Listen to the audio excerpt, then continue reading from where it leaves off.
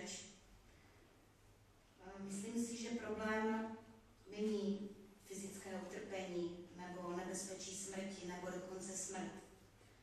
Myslím si, že problém je ponížení. Ponížení, které vás deklasuje, vyžene vás ze stáda.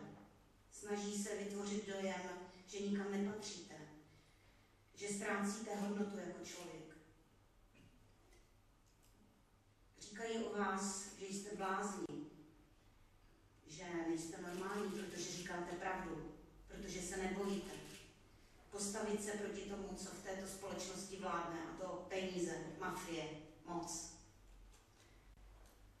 Ponížení má ale i druhou stranu mince, a to posiluje. Posiluje vás v tom, že víte, že máte pravdu.